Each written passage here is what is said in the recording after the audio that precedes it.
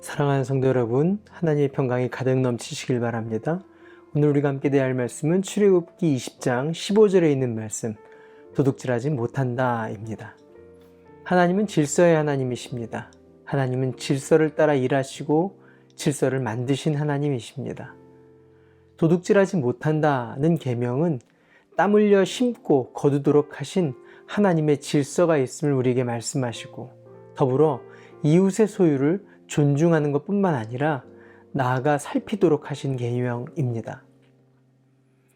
주일 말씀 때도 잠깐 언급했지만, 하나님은 땀 흘리지 않고 거두는 것, 정상적이지 않는 방법으로 이윤을 내는 것을 기뻐하지 않으십니다.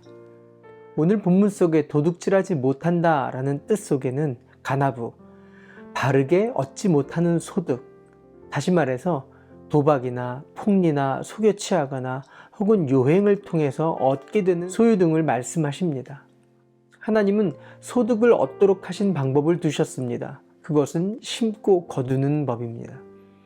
너무나 뻔해 보이지만 이것은 하나님이 만드신 법칙입니다.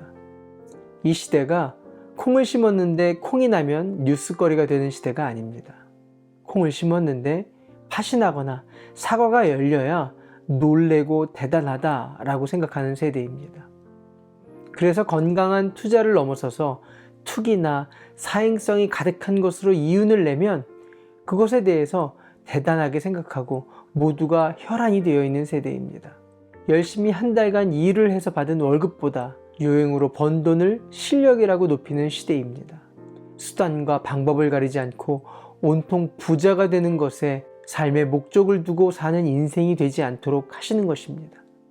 그런데 더 나아가서 적극적으로 해석하면 이 계명은 이 백성이 도둑질하지 못하는 사람들로 하나님께서 부르셨다라는 것을 말씀하시는 겁니다. 오히려 배고파하고 굶주린 자들을 향해서, 경제적인 어려움을 갖고 있는 자들을 향해서 그들의 고통을 저버리지 말고 살피도록 부르심을 받았다라는 것을 기억하게 하시는 것입니다. 구약성경 곳곳에는 하나님의 땅의 모든 소유가 모두 하나님의 것이라 말씀하십니다. 결국 하나님의 백성은 분명한 경제관을 가진 자들입니다.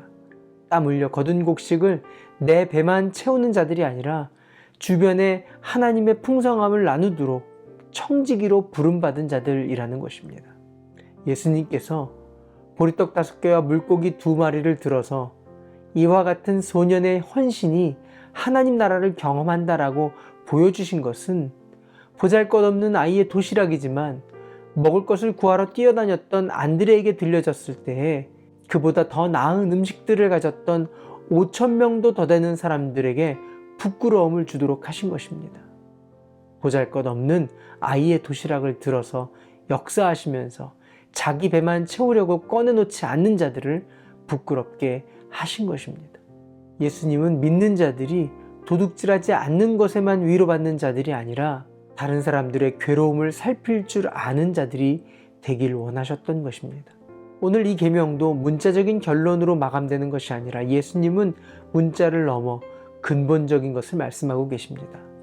잘 사는 것, 부자가 되는 것, 넉넉한 살림이 되는 것 안에도 목적과 사명이 담겨져 있는 하나님의 사람 되시기를 바랍니다. 기도할까요? 좋으신 하나님, 남의 것을 도둑질한 적이 없다는 것에 위로받지 않는 믿음을 허락하여 주시옵소서. 예수님의 이름으로 기도합니다. 아멘. 오늘도 성령님과 동행하시는 하루 되시길 바랍니다. 화이팅!